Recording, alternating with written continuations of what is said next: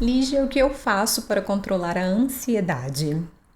Bom, eu tenho recebido muitas mensagens de vocês, muitas mensagens lindas, muito obrigada. E são várias histórias de superação, de descobertas, mas ainda tem muito desconforto também. E o que eu mais leio são frases do tipo: Lígia, minha cabeça não para de pensar, eu só consigo pensar no que eu vou falar pro neuro ou pra minha endócrino na consulta que eu tenho na próxima semana ou no próximo mês.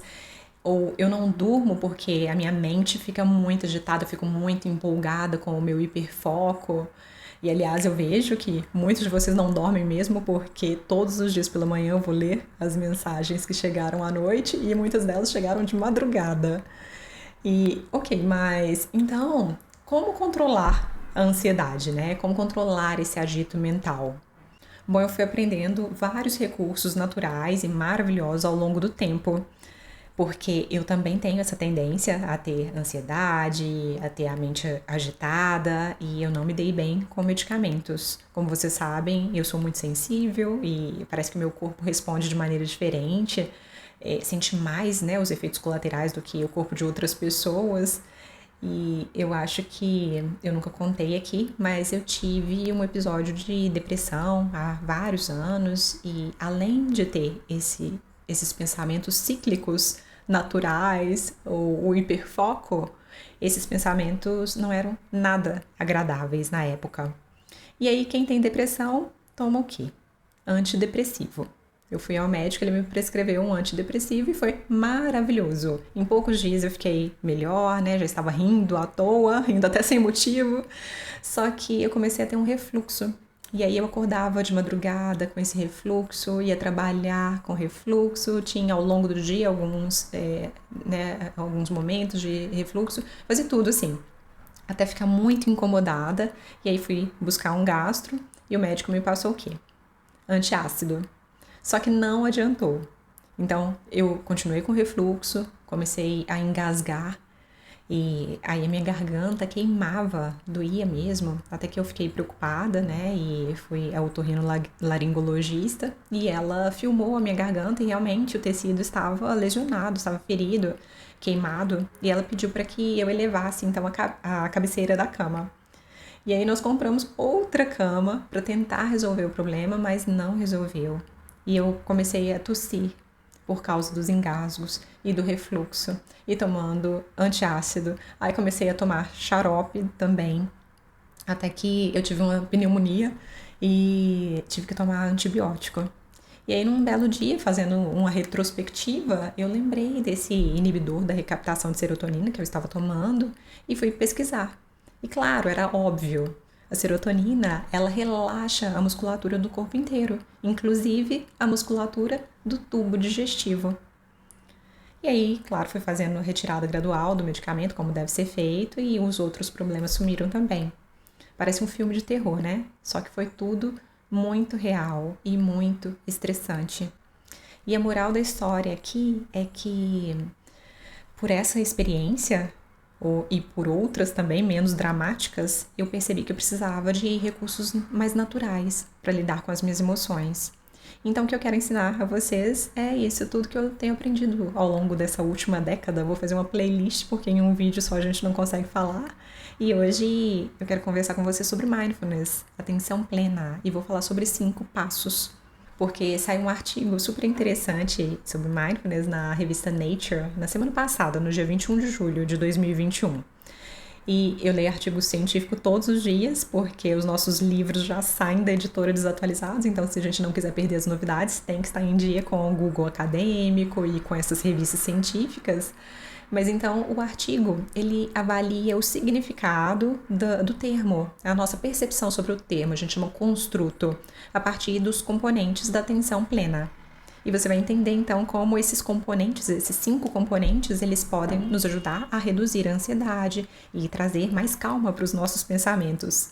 Só para contextualizar aqui, nos últimos 30 anos tem havido um enorme interesse a respeito da técnica, né, de mindfulness, e esse entusiasmo sobre o assunto vem por causa dos ensaios clínicos que foram apresentados e traziam benefícios significativos para os praticantes. Depois saíram as meta-análises, que já comprovavam mesmo os efeitos significativos e positivos, o impacto positivo tanto para o bem-estar mental quanto físico das pessoas. Por exemplo, a meditação do tipo mindfulness, ela tende a reduzir a ansiedade, as dores crônicas e a reincidência de depressão, reduz a recidiva de depressão. Olha só que beleza. E esse impacto positivo, ele tende a ser de nível moderado. A maior parte dos estudos mostra nível moderado, né? O que quer dizer que algumas pessoas vão precisar de um recurso complementar ou de mais tempo de prática. Mas se a gente for pesquisar no site da Associação Americana de Psicologia, o respaldo científico que é apresentado lá é considerado forte para a terapia cognitiva baseada em mindfulness, principalmente para o tratamento de depressão. E outras meta-análises também apresentaram efeitos semelhantes, tanto para o funcionamento neurocognitivo, quanto para a aprendizagem de habilidades sociais. Olha só que maravilha! Isso quer dizer que esse recurso, além de nos deixar calmos, ele vai nos deixar menos tímidos e mais inteligentes. Aí nós amamos, né? Ok, mas eu estou falando aqui só de mindfulness até agora e parece um recurso só. A proposta do vídeo não é falar sobre 5 recursos, Lígia? Pois é, esses 5 recursos para controlar a ansiedade virão das facetas, dos componentes da prática de mindfulness, que são apresentadas nesse artigo. E aí a gente vai poder usá-las, nós vamos poder usar as facetas, né, como 5 passos para cultivar serenidade, ok? E esses 5 passos, então, são: o primeiro, olha só que simples, vai ser apenas observar. Por isso que a gente observa a respiração. Você já deve ter visto, né, em alguma prática meditativa, que a gente observa a respiração, a inspiração, a expiração, ou observa diferentes partes do nosso corpo, as sensações. Se isso foi estressante para você, você pode observar o céu, as nuvens, qualquer coisa que estiver ao alcance dos seus olhos, dos seus ouvidos ou das suas narinas, por exemplo. E esse é o primeiro componente, é observar, é a observação. Daí, o segundo passo será descrever. Você primeiro observa, agora você descreve em silêncio o que você percebe do seu ambiente, do seu corpo, tudo isso com calma. Se eu pedir para você observar a sola do seu pé direito agora, por exemplo, o que você sente nessa parte do seu corpo? O seu pé está frio? Está quentinho? Está apertado em um sapato desconfortável? Ou está relaxado, descontraído? Apenas descreva. Porque agora, na terceira etapa, a etapa do não julgamento, a gente vai aprender a não julgar, porque é muito fácil cair num ciclo de pensamentos agitados, do tipo: ai, meu pé está frio, por que eu escolhi esse sapato hoje? Ah, foi porque eu saí atrasada. Se eu tivesse dormido bem a noite toda, eu teria acordado no horário, não teria corrido tanto, teria escolhido o sapato certo. E aí, por aí, você vai culpando outras pessoas ou se culpando, e a intenção aqui não é essa. O que eu quero é que você apenas observe e descreva essa percepção, sem julgar o que você sente. E mesmo que os outros pensamentos apareçam, que venham ideias, também não julgue nada disso, apenas observe os pensamentos e os descreva sem culpá-los, sem temê-los. E essa foi a terceira faceta, que aqui é o nosso terceiro passo. Foi o não julgamento. E o quarto ingrediente dessa receita é não reagir impulsivamente. Isso significa que você não precisa responder a todos os estímulos, nem todas as demandas que aparecem na sua frente. Então você observa primeiro, depois você nomeia os detalhes do que você está percebendo, sem julgar a sua percepção e sem fazer a primeira coisa que vem à sua mente. Então você não vai desistir dessa prática porque a sua mente não entendeu os benefícios ainda da prática de atenção plena. Você também não precisa responder a todas as notificações que chegarem ao seu celular imediatamente.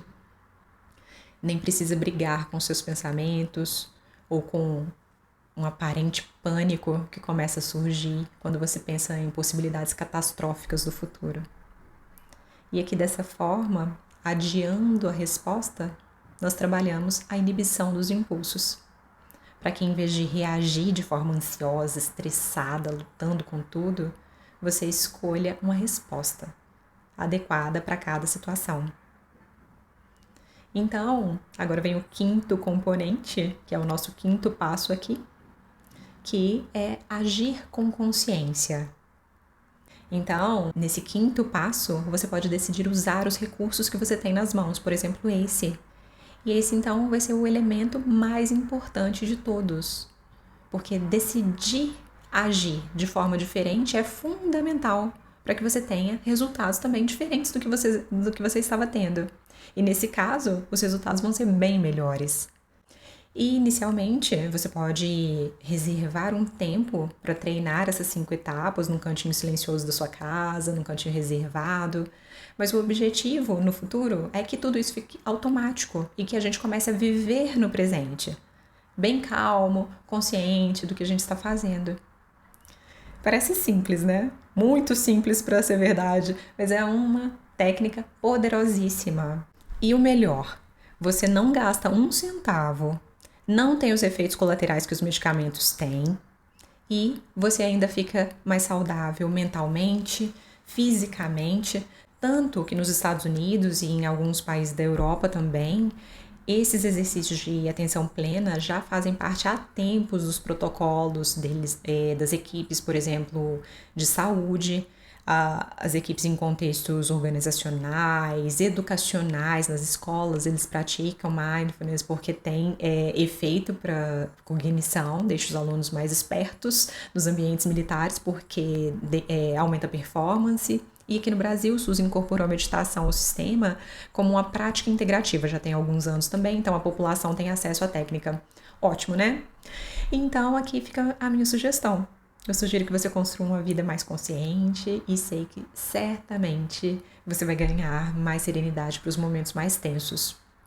Vou compartilhar também com vocês aqui outra paixão que tem sido estudar a obra do Viktor Frankl.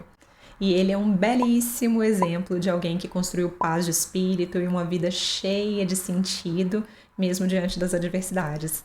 Por isso eu vou concluir com a frase dele. Ele diz que quando nós não conseguimos mais mudar uma situação, nós somos desafiados a mudar a nós mesmos. E então eu desejo a todos nós ótimos desafios, muitos aprendizados, que esses desafios sejam principalmente intencionais, porque eles geram crescimento. E o Viktor Frankl fala também que a gente conhece demais a doença psicossomática, mas que a mente também pode gerar saúde. Então, que tal construir saúde psicossomática? É isso que eu desejo para todos nós. Um grande abraço e que você se divirta nesses 5 passos de meditação. Beijo e até breve. Tchau, tchau.